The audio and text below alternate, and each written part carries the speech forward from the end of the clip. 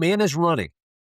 It's 1854, San Francisco, and Henry Meiggs is climbing onto a ship in the dead of night with a satchel full of somebody else's money, forged bonds, stolen city warrants, a financial hole so deep it would later be called, politely, the Meiggs scandal.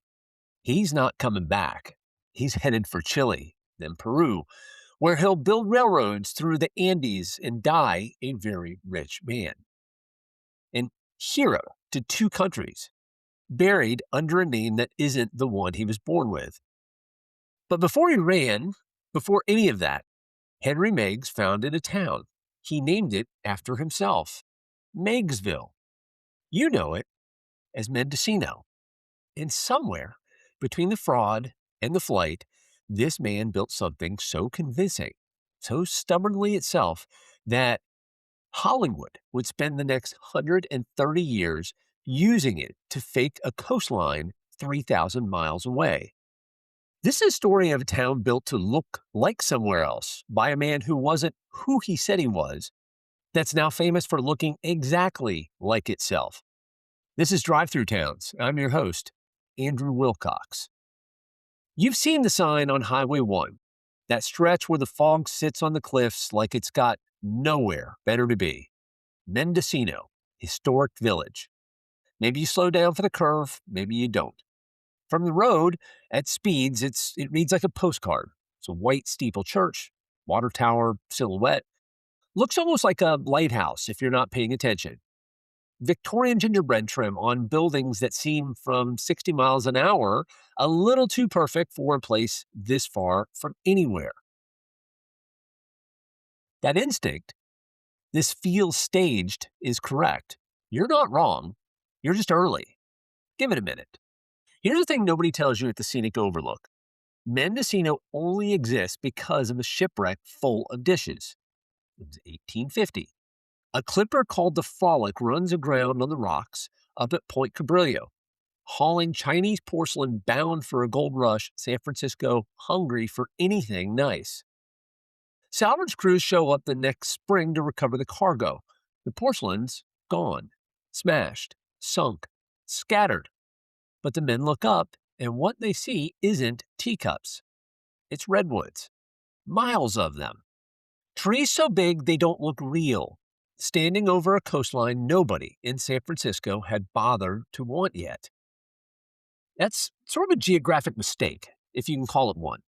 A wreck meant to deliver China instead delivered timber, and timber built a city. Meiggs financed the first mill in 1852. The workers came. Then, because lumbermen apparently get lonely, they sent east for their wives. And the wives, this is the part that actually explains the whole town, didn't want to live in a logging camp. They wanted New England. So they built it. Clapboard churches, widows walk rooflines, banks that look like they belong in Nantucket, sitting on a headland 200 miles north of San Francisco, surrounded by the biggest trees on the continent. A California logging town dressed as Maine out of pure homesickness. The mill ran hot for decades, then it didn't. By the 1930s, the accessible timber was gone. The mill shuttered, and Mendocino did what a lot of American company towns do when the company leaves. It went quiet. Storefronts were empty. Population draining out like the tide. But here's the twist, though. The thing that actually saved it wasn't civic pride. It was poverty. Nobody had the money to tear the old buildings down and put up anything new. The Victorian bones just stayed, frozen, not by preservation law, but by being broke. It took 30 years of that stillness before the town got rediscovered, not by industry this time, but by artists who founded the Mendocino Art Center in 1959 and started dragging life back into the storefronts, one gallery at a time.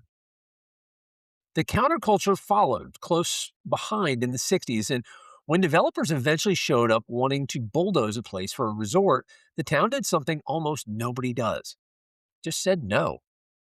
Buried the power lines, banned anything that looked modern, kept the water towers standing just on principle. And about those water towers, this is the detail that should be the town's actual mascot, and somehow it isn't. Mendocino has never had a central water system. Not once, not ever. Every home runs on a private well. And for 150 years, the way you got water up to pressure was a windmill pumping it into a redwood tank perched 30, sometimes 60 feet in the air. At the town's peak, there were over 100 of these things puncturing the sky. The town looked, from a distance, like it was bristling with cupolas. Somewhere between 20 and 80 survive today, depending who's counting. And locals will tell you with a completely straight face that people now pay good money to spend the night sleeping inside a decommissioned plumbing fixture with a view of the Pacific. That's the quirk in the air here. Not wine, not weed, though the region's got plenty of both. Water, or rather, the century-long town-wide anxiety about not having any, turned through sheer stubbornness into architecture. And then Hollywood found it. For 12 seasons, the real Californian mill town with real New England bones played a fictional Maine town on television. Cabot Cove, home of Jessica Fletcher, and the alarmingly high per capita murder rate, which means Mendocino spent a decade faking the exact place its own founders had been homesick for 100 years earlier. The wives built New England out of longing. The network rented it back as a set. Now, you strip away the fog and the gift shops, and you've got something close to a national pattern. A fraud builds a town and runs. The industry that made it dies. Poverty accidentally preserves what prosperity would have paved over. And somebody, an artist, a runaway, a network location scout, walks in later and calls the wreckage charming. That's not just Mendocino. That's the afterlife of half the small towns on the map. The thing that kills the economy is very often the same thing that saves the architecture. We just don't usually get a shipwreck full of dishes as the origin story, or a con man's name quietly erased from the sign. Henry Meiggs never came back. The town outlived the name he gave it, outlived the mill, outlived even its own slow death, and ended up famous for playing a place that never existed, on a coastline that was only ever homesick for somewhere else. If you drive through fast enough, and it's just a green sign and some fog, slow down.